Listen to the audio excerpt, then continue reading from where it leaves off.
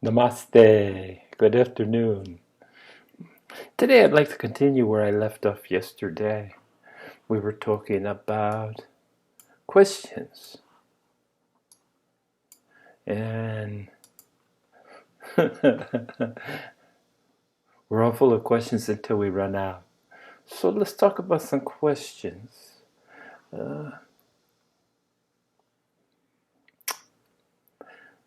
One of the questions is, we'll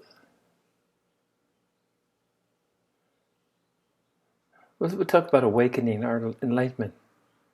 What should a person do if he knows that he's enlightened? That's like asking, what should a person do if he knows what he is a person? What should you do if you were you? You, I imagine. And let's go down. What does it really mean to be awakened or enlightened? And reality means awakened. Reality is awareness at its most fundamental level. That is why life forms, humans included, are aware, because awareness is their fundamental nature. Fundamental nature. Generally speaking, all the life forms, humans included, are not even aware of that. Do not experience this fundamental awareness directly. Do not experience themselves as their most fundamental nature.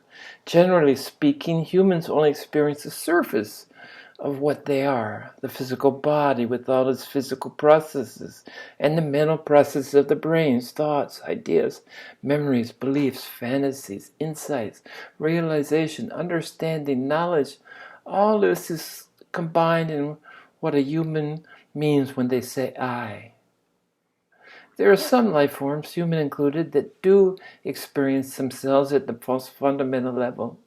There are some life forms, not only human, who experience themselves as being that awareness. They experience it consciously, directly. Those life forms, those beings are called enlightened or awakened. They just experience their true nature. Something else I talked about is bliss, and I just found a really good quote about bliss, how I can't sustain it.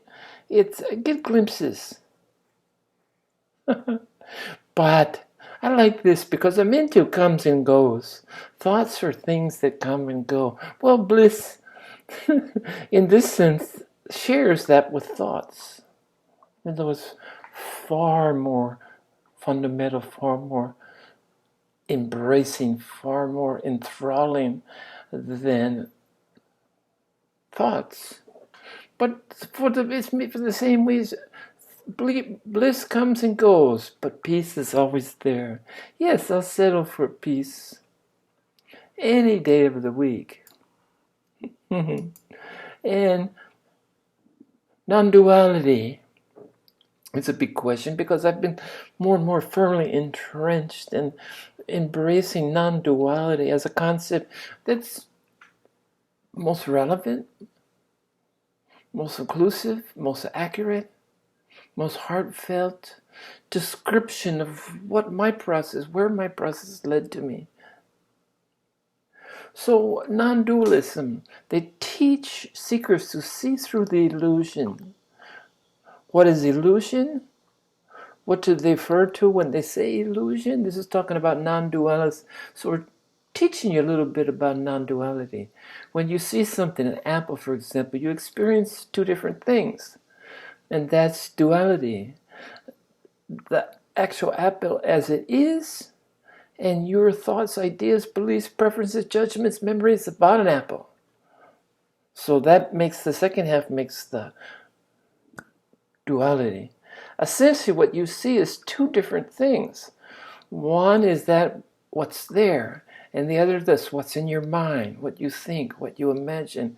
According to non-dualists, the first thing, what's there is real. The second is an illusion. Your mental picture of life or reality of an apple is considered an illusion because it is created in your mind by your mind and exists only in your mind. When humans perceive reality, they see it through the screen of their mental picture of reality.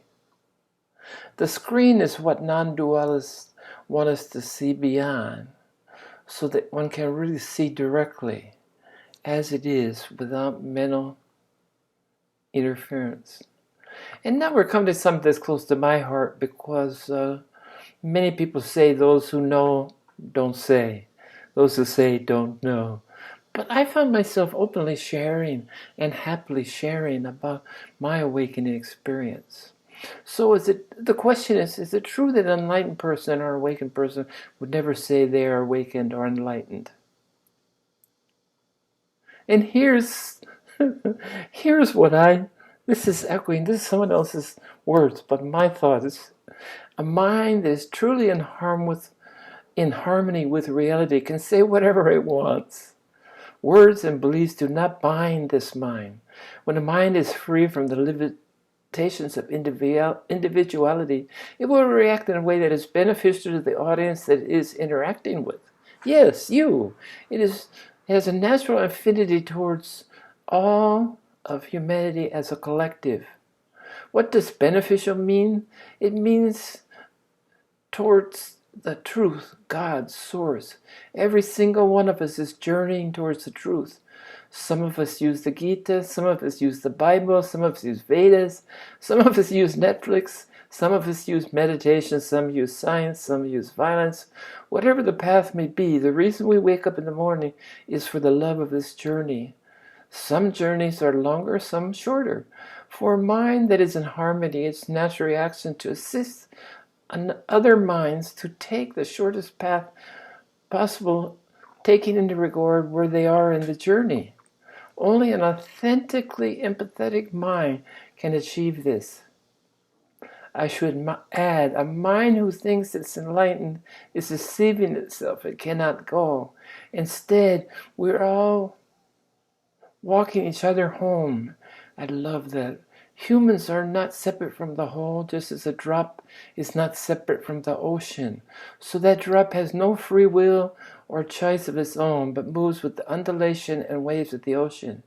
It is just whole, one ocean.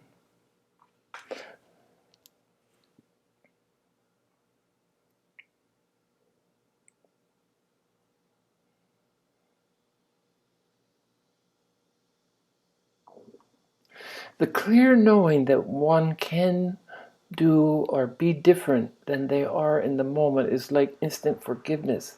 Only it's more than forgiveness. It's the deep understanding which enables love to be there, even towards those who hate or wish to hurt you. Simply nothing is personal anymore. Yes. And this is another individual speaking, but compassion, in my case, arose only when awakened deepening. It wasn't there at first, but as I lived longer and experienced suffering, there is space in you, there is room for compassion.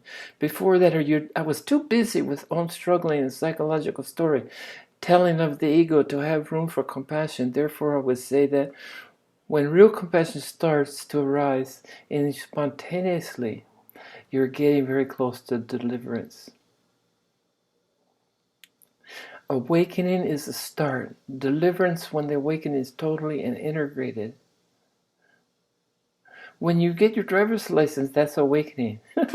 When you have the license, which is analogous to having the deep understanding that the source alone is, and there are no separate individual doers anywhere, which is precisely why blame, guilt, shame, pride begin to fall away. But as a new driver, you lose your cool when driving in tough places.